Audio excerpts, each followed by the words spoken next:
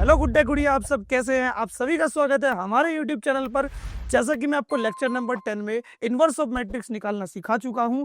आज के लेक्चर में हम लोग सीखेंगे solving the system of linear equation using the inverse of matrix, यानी कि अपने इनवर्स ऑफ मैट्रिक्स के कॉन्सेप्ट को यूज करके हम लोग जो है क्या करेंगे, सिस्टम ऑफ लीनियर इक्वेशन को सॉल्व करेंगे। सिस्टम ऑफ लीनियर इक्वेशन को सॉल्व करने का ये मतलब है कि हम लोग क्या करेंगे, इक्वेशन को सॉल्व करके अपने वेरिएबल एक्स वाई जेड की वैल्यू को फाइंड करेंगे। तो एग्जाम में भी क्या है बेटा, आपके दो तरीके के क्वेश्चन आते हैं। सिस्टम ऑफ लीनियर इक्वेशन को या तो वो क्रैमर्स रूल से सॉल्व करने को बोलता है या इनवर्स ऑफ मैट्रिक्स से बोलता है। तो दोनों में से बेटा आपको मेंशन करके बोलेगा, दोनों ही बहुत इंपॉर्टेंट है, दोनों ही एग्जाम में आते हैं। ठीक है, तो देखो आज की क्लास में सबसे पहले मैं आपको कुछ बेसिक कॉन्सेप्ट बताऊंगा कि कैसे आप लोग जो है बेटा अरेंज करोगे, एक मैट्रिसेस को कैसे इनवर्स फॉर्म में अरेंज करोगे और कैसे फाइंड करोगे। उसके बाद आपको एक क्वेश्चन सॉल्व करवाऊंगा। क्वेश्चन सॉल्व करवाने के बाद फिर हम लोग अपने आगे की काम को शुरू करेंगे। ठीक है, तो चलो बिना टाइम वेस्ट करे हम लोग अपना शुरू करते हैं लेक्चर नंबर 11 को। तो सबसे पहले बेटा देखो, मैंने इन जनरल बेटा क्या करा, अपनी तीन लीनियर इक्वेशन को ले लिया, जिसमें क्या है बेटा आपके C2Z, सॉरी ये C2Z लगाना भूल गया, C2Z। ठीक है, मैंने क्या करा, अपनी तीन इक्वेशन को ले लिया, जहां पर बेटा क्या है, आपको तीन तरह के वेरिएबल देखने को मिल रहे हैं, x y z, x y z, x y z. पहली वाली इक्वेशन में जो x का कोएफिशिएंट है वो a1 b1 c1 constant number d1, a2 b2 c2 constant number d2, a3 b3 c3 constant number d3। सबसे पहले बेटा आपको क्या करना है, अपनी इन तीन इक्वेशंस को क्या करना है, मैट्रिसेस की फॉर्म में अरेंज करना है। कैसे अरेंज करोगे, तो सुनो मेरी बात ध्यान से। जितने भी कोएफिशिएंट आपको दिख रहे हैं, एक्स वाई जेड के जितने भी कोएफिशिएंट दिख रहे हैं, सबको बेटा इस मैट्रिसेस में लिख देना है। क्या है बेटा, a1 b1 c1, फिर a2 b2 c2, फिर तीसरा क्या है a3 b3 c3। लिखने के बाद, सारे कोएफिशिएंट को लिखने के बाद आप लोग क्या करोगे, आप लोग लिखोगे अपने वेरिएबल्स को x y और z। क्या करोगे, अपने वेरिएबल को कुछ इस प्रकार से लिखोगे। क्यों, अगर ये मैट्रिक्स 3x3 की है तो इसका कॉलम और इसका रो का नंबर कैसा होना चाहिए, सेम होना चाहिए, तभी जाके जो है इनका क्या होगा, मल्टीप्लीकेशन होगा। मल्टीप्लीकेशन ऑफ मैट्रिसेस में मैंने ये कॉन्सेप्ट आपको बताया था। ठीक है, तो इसलिए बेटा मैंने क्या करा, यहाँ पे तीन रो बनाई है, समझ में आया, इसीलिए मैंने तीन रो बनाई है इसके कॉलम के बराबर। फिर इज इक्वल टू जो इसके कांस्टेंट नंबर है, जो क्या है बेटा इसके कांस्टेंट नंबर है, उनको भी कैसे लिख दोगे, d1 d2 d3। क्योंकि तो रिजल्ट मैट्रिक्स बनेगी वो भी क्या बनेगी, 3x1 की बनेगी, है ना। जो बच गया वो क्या बताएगा, ऑर्डर बताता है। जो आपका बच जाता है वो क्या बताता है, ऑर्डर बताता है। तो इसलिए बेटा d1 d2 d3 को कुछ इस प्रकार से लिखेंगे। अब सुनो, आपकी जो एक कोफिशिएंट से, कोफिशिएंट बोले तो बेटा वो कांस्टेंट नंबर जो कि आपके वेरिएबल के साथ मल्टीप्लाई में है, उनसे जो आपकी मैट्रिसेस बनी है उसको हम लोग बोल देंगे a, और हमारी वेरिएबल मैट्रिक्स को बोलेंगे x, और जो कांस्टेंट नंबर से बना है उसको बोलेंगे b। तो ax इज इक्वल टू क्या हो जाएगा आपका b। अब हमें क्या करना है, इस वेरिएबल की वैल्यू निकालना है। वेरिएबल की वैल्यू निकालने का मतलब है हमें x की वैल्यू निकालना है। तो x की वैल्यू निकालने के लिए क्या करोगे, तो सुनो, a को उधर भेजोगे, किस में हो जाएगा, ये इनवर्स में हो जाएगा। तो a इनवर्स b, यानी कि जो आपका x है बेटा वो किसके बराबर हो जाएगा, a इनवर्स b। यानी कि जो भी आपके कोएफिशिएंट से बनी है मैट्रिक्स, ये वाली, इस मैट्रिक्स का इनवर्स निकालो। क्या करना है बेटा, इस वाली मैट्रिक्स का इनवर्स निकालो। निकालने के बाद बेटा क्या करो, उसे अपनी बी मैट्रिक्स से, मतलब कि जो कांस्टेंट नंबर से मैट्रिक्स बनी है उससे मल्टीप्लाई कर दो, आपको आपके वेरिएबल का आंसर मिल जाएगा। बस इतना ही करना है, बस बस बस इतना ही करना है आपको। और inverse of matrix lecture number 10 में मैं आपको बहुत अच्छे से सिखा चुका हूं। चलो, अगर ये कॉन्सेप्ट अच्छे से क्लियर है तो चलो अपने क्वेश्चन को देखेंगे। मेरी बात को ध्यान से सुनो, मैं एक बार आपको लेक्चर 10 का कुछ रिवीजन करा देता हूं। अगर आपको इनवर्स ऑफ मैट्रिक्स निकालना है तो इनवर्स ऑफ मैट्रिक्स बेटा कैसे निकलता है, इनवर्स ऑफ मैट्रिक्स निकालने का जो फॉर्मूला है वो क्या है, adjoint of A divided by determinant of A. क्या करो, एडजॉइंट ऑफ ए मैट्रिक्स को डिटर्मिनेंट ऑफ ए से डिवाइड कर दो, तो आपको क्या मिल जाएगा, आपको मिल जाएगा आपकी मैट्रिसेस का इनवर्स। समझ में आया, समझ में आया मैं आपसे क्या कहना चाहता हूं। मेरी बात को ध्यान से सुनना, जो मैं आपको बोलना चाहता हूं, एडजॉइंट ऑफ ए का मतलब होता है कि कोफैक्टर मैट्रिक्स का ट्रांसपोज कर दो। पहले सभी एलिमेंट्स के कोफैक्टर निकाल लो। कोफैक्टर निकालने के बाद क्या करना है, आपको उस मैट्रिक्स का ट्रांसपोज कर देना है। कोफैक्टर मैट्रिक्स का अगर आप ट्रांसपोज करते हो तो आपको क्या मिलता है, एडजॉइंट ऑफ ए मिलता है। क्या मिलता है बेटा, एडजॉइंट ऑफ ए। अब मेरी बात को ध्यान से सुनो। सबसे पहले बेटा आप क्या करोगे, इसी तरीके से जिस तरीके से मैंने अभी आपको ये बताया था, इस तरीके से क्या करोगे, आप अपनी इक्वेशन को मैट्रिसेस की फॉर्म में अरेंज करोगे। अरेंज करने के बाद आगे के कार्यक्रम को शुरू करोगे। सबसे पहले बेटा इधर देखो, पहला एलिमेंट क्या है, ये 14 नहीं है यार, पहला एलिमेंट क्या है 2 प्लस का 3 प्लस का 3, जिसके साथ कोई मल्टीप्लाई में नहीं होता भाई उसके साथ कौन होता है 1, तो 1, फिर -2 है ना बेटा, कोएफिशिएंट क्या है नेगेटिव साइन के साथ लेना है बेटा, साइन भी ध्यान से देखना है आपको, जिसके साथ कोई मल्टीप्लाई में नहीं उसके साथ कौन होता है 1, 3 -1 -2, फिर आपके वेरिएबल क्या है x y और z is equal to constant number क्या है 4 5 4 3, लिख लिया, इतना लिख लिया। अब इतना लिखने के बाद आपको क्या करना है, तो मेरी बात को ध्यान से सुनो। इतना लिखने के बाद आपको पता है ये मैट्रिक्स आपकी हो गई A, ये मैट्रिक्स हो गई आपकी X, ये मैट्रिक्स हो गई आपकी B। ये A जब उधर जाएगा तो इसकी पावर किस में हो जाएगी, माइनस में हो जाएगी, यानी कि बेटा क्या है आपका जो वेरिएबल है बेटा वो किसके बराबर होगा, A मैट्रिक्स का इनवर्स मल्टीप्लाई B मैट्रिक्स। यानी कि आपको क्या करना पड़ेगा, अपनी इस मैट्रिक्स का क्या निकालना पड़ेगा, इनवर्स निकालना पड़ेगा। तो चलो अब इस मैट्रिक्स का इनवर्स निकालते हैं। इनवर्स निकालने से पहले आपको क्या निकालना पड़ेगा, एडजॉइंट, और एडजॉइंट निकालने से पहले आपको निकालने पड़ेंगे कोफैक्टर। पहले निकालेंगे बेटा कोफैक्टर A11, क्या निकालेंगे A11, पहले मैं थोड़ा निकाल देता हूँ यहाँ पर, फिर आपको सारे एलिमेंट्स लिख के दिखा दूंगा। A11 कैसे लिखेगा, -1 की पावर 1 + 1। कोफैक्टर निकालना नहीं आता तो लेक्चर नंबर 9 को जाके ध्यान से देखो, लेक्चर नंबर 10 को ध्यान से देखो, इनवर्स दोनों को बेटा वीडियो अच्छे से देख कर आओ, एक सीक्वेंस में देखते हुए आओ, सारी चीजें आपको क्लियर हो जाएंगी। मैंने बहुत ज्यादा डीप में बेटा एक एक चीज आपको निकालनी सिखाई है।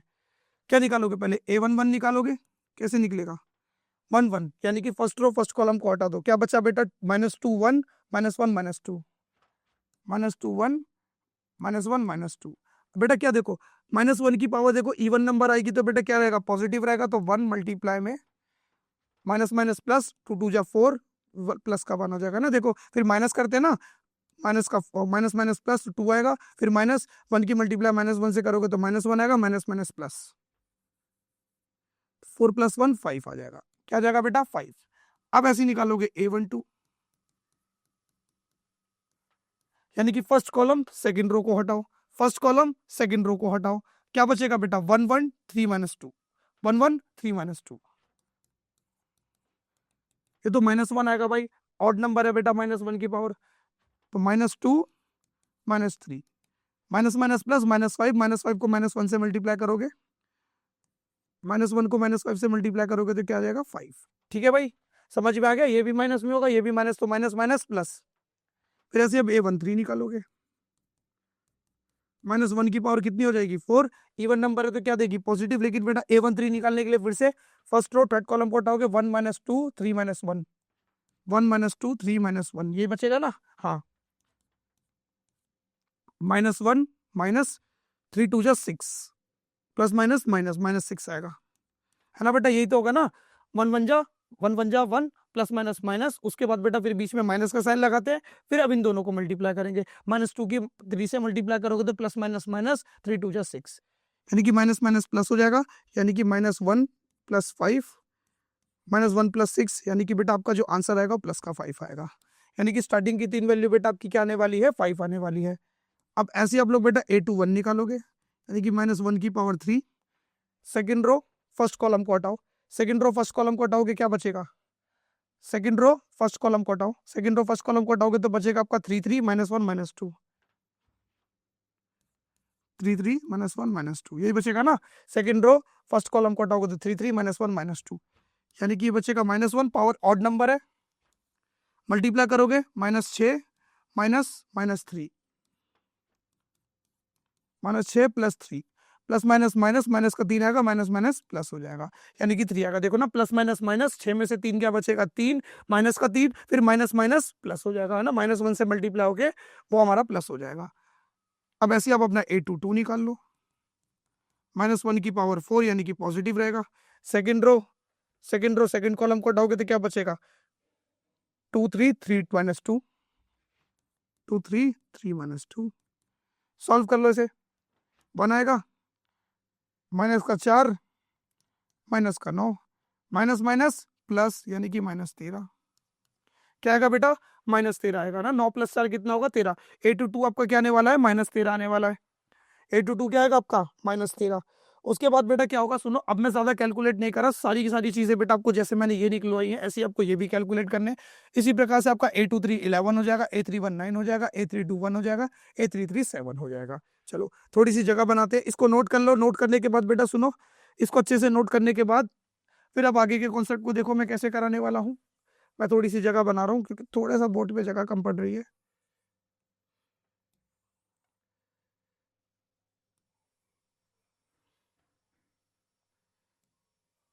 तो नीचे चला गया ना। हाँ, तो मैं पहले मैट्रिक्स बना लेता हूँ। तो अब की देखो बेटा, कोफैक्टर मैट्रिक्स क्या बनेगी? पहले आप कोफैक्टर मैट्रिक्स बना लो। तो मेरी जो कोफैक्टर मैट्रिक्स है वो क्या बनी? जो मेरी कोफैक्टर मैट्रिक्स है वो क्या बनी? 1 1 कितना है? 5 5 5। फिर आपका है बेटा 3 - 13। फिर आपका 11 9 1 -7 9 1 -7। अब इसी मैट्रिक्स का बेटा क्या कर दोगे? ट्रांसपोज कर दोगे। अगर इसी कोफैक्टर मैट्रिक्स का आप ट्रांसपोज करते हो तो आपको क्या मिलेगा? एडजॉइंट ऑफ ए, जो कि किसके बराबर होगा? ट्रांसपोज करो। फर्स्ट रो को फर्स्ट कॉलम बना दो, 5 5 5। सेकंड रो को सेकंड कॉलम बना दो, है ना। सेकंड रो को सेकंड रो थी, सेकंड कॉलम बना दिया। थर्ड रो है, थर्ड कॉलम बना देंगे। 9 1 -7। चलो भाई, अब इतना समझ में आ गया। अब चलो आगे देखो, अब थोड़ी जगह बनाते हैं क्योंकि कैलकुलेशन इसमें थोड़ी लंबी जाएगी। मैट्रिसेस में यही है, थोड़ा इजी तो रहता है लेकिन थोड़ा कैलकुलेशन इसमें ज्यादा रहता है।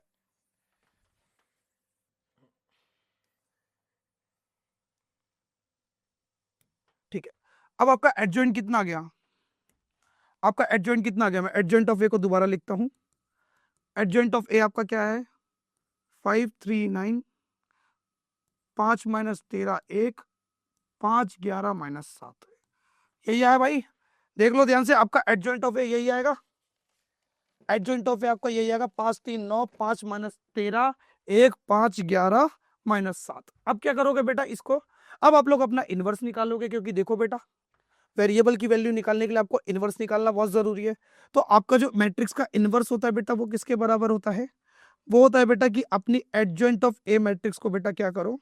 डिवाइड कर दो डिटर्मिनेंट ऑफ ए से। और ये ए मैट्रिक्स का आपकी कोफैक्टर मैट्रिक्स का डिटर्मिनेंट नहीं।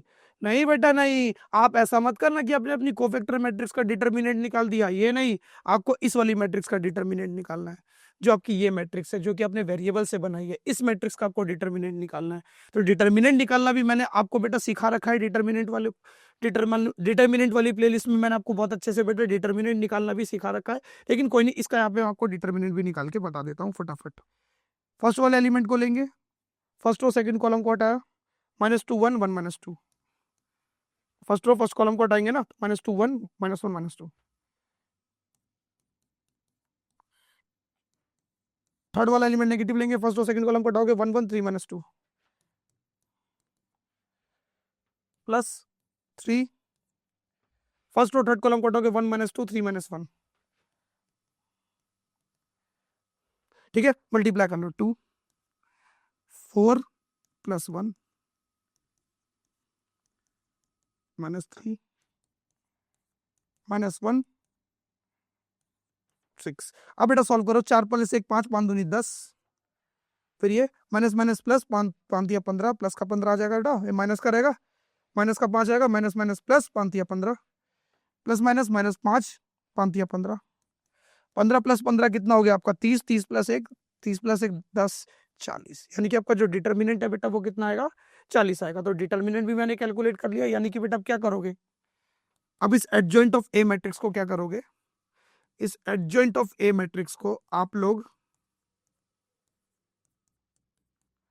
क्या करोगे? 40 से डिवाइड कर दोगे। 40 से डिवाइड कर दोगे तो आपको क्या मिल जाएगा? A inverse. क्या मिल जाएगा बेटा? ए इनवर्स मिल जाएगा। चलो थोड़ी सी जगह फिर बनानी पड़ेगी, जगह की कमी, क्योंकि कैलकुलेशन बहुत लंबी है ना भाई, इसलिए जगह की थोड़ी कमी रहेगी। चलो भाई, अब क्या करेंगे? हमारा ए इनवर्स आ चुका बेटा। सारे एलिमेंट को बेटा क्या करेंगे? सारे एलिमेंट को क्या करेंगे? सारे एलिमेंट को बेटा 50 से डिवाइड कर देंगे, 40 से, सॉरी, 5/40, 3/40, 9/40, 5/40 माइनस 13/40, 1/40, 5/40, 11/40 माइनस 7/40।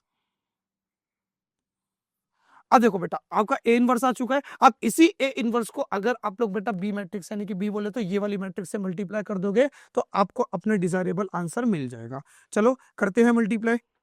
मल्टीप्लाई करने के लिए थोड़ी जगह है हमारे पास, क्या जगह है क्या? चलो भाई, अगर इसको, चलो इसी को मल्टीप्लाई करते हैं। यहाँ पे थोड़ी जगह बना के, थोड़ी सी और जगह बनानी पड़ेगी हमें।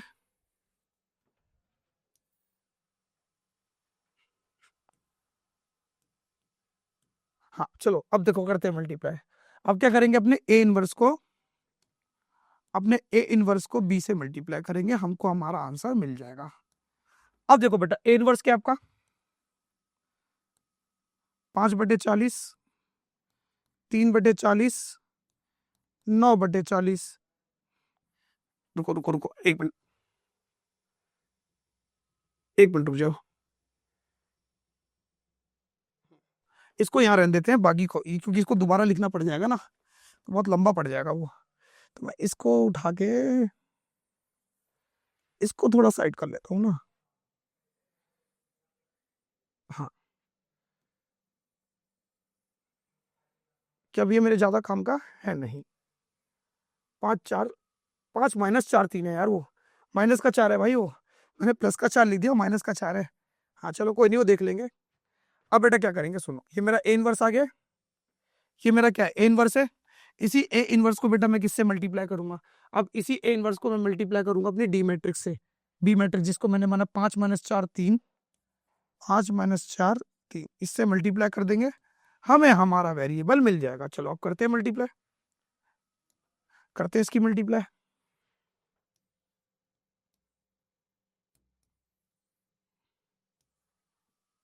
चलो भाई, शुरू करते हैं अपनी मल्टीप्लीकेशन को। सबसे पहले क्या करेंगे, जो मैट्रिक्स पहले लिखी है उसकी कॉलम को, रो को पकड़ेंगे, सेकंड वाले की कॉलम करो।